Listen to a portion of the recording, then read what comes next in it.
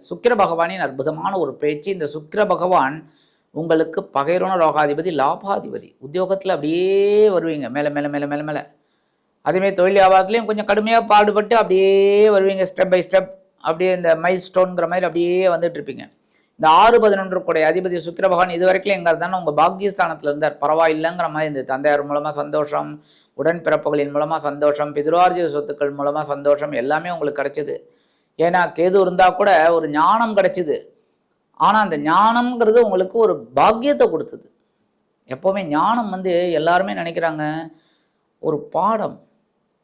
அந்த பாடம் கற்றுக்கிறதுக்கு நம்ம என்ன விலை கொடுக்குறோம் பார்த்தீங்களா?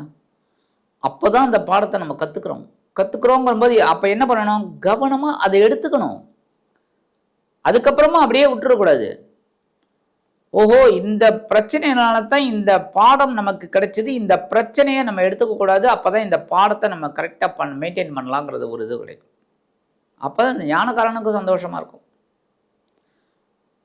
இப்போ இந்த பாக்கியஸ்தானத்தை விட்டு விலகிய சுக்கிர பகவான் எங்கே வராருன்னு பார்த்தீங்கன்னா, உங்களோட ஜீவனஸ்தானம் அப்படிங்கிற 10ஆம் இடத்துக்கு வர்றார். 10ஆம் இடத்துல நீச்சம் அடைகிறார்.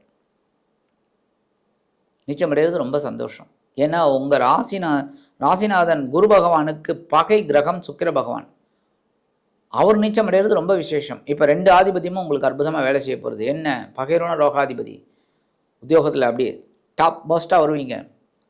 தொழில் வியாபாரம் லாபம்தான், சும்மா அதிரடி தூள் கிளப்பிட்டு போயிட்டே இருப்பீங்க, சும்மா அதிர்தில்லை அப்படின்ட்டு. உடல் ஆரோக்கியம் நல்லா இருக்கும், தெம்பாக இருப்பீங்க. உத்தியோகத்தில் ஒரு முன்னேற்றம், தொழில் வியாபாரத்தில் ஒரு முன்னேற்றம், எடுக்கிற காரியங்களில் ஒரு முன்னேற்றம் கண்டிப்பாக இருக்குங்க. உடல் ஆரோக்கியம் நல்லபடியாக இருந்தாலே எல்லாமே நல்லபடியாக தான். ஜீவனம் முதல்ல விருத்தி அடையும்.